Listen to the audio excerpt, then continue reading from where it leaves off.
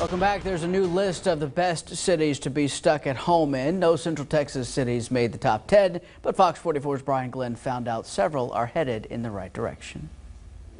Okay, Jeff, if you've got to be stranded and stuck at home, there's a list of cities that you guys have put out that ranks the best cities and the worst cities to be stuck at home. We'll get to where Central Texas falls in this list, but let's go over some of the top cities in the country and some of the worst cities that you don't want to be on the list of being stuck at home. The top cities in the United States to be stuck at home include 3 in the Texas-Dallas Metroplex area, but they also include 4 in California, and those cities are Frisco, Texas, Elk Grove, California, McKinney, Texas, Overland Park, Kansas, Fremont, California, Des Moines, Iowa, Santa Clarita, California, Plano, Texas, Virginia Beach, Virginia, Irvine, California. And on the bottom of the list, we have Detroit and St. Louis and other cities that are more urban areas that are challenged. And in the middle, we have a bunch of other cities that are Austin came in a little bit lower down in the group, and Houston and Dallas itself was at 122. Okay, let's go over some of the factors that goes into all of this information to rank these cities. You guys are looking at what? It starts off with the per capita population of the city. So we looked at the 150 biggest population cities. That's why Waco didn't make this list.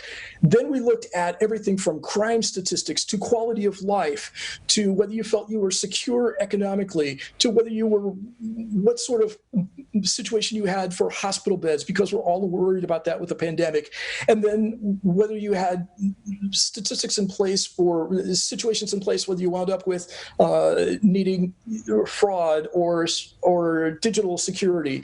We factored all of this into one big ranking, and that's weighted it accordingly, and then came up with the 150 best and worst cities to be stuck in the United States. And of course, earlier we spoke about there's really no cities in Central Texas that makes this list good or bad, and that's based upon population. But if Waco had a higher population, where do you think it would fall in all of this?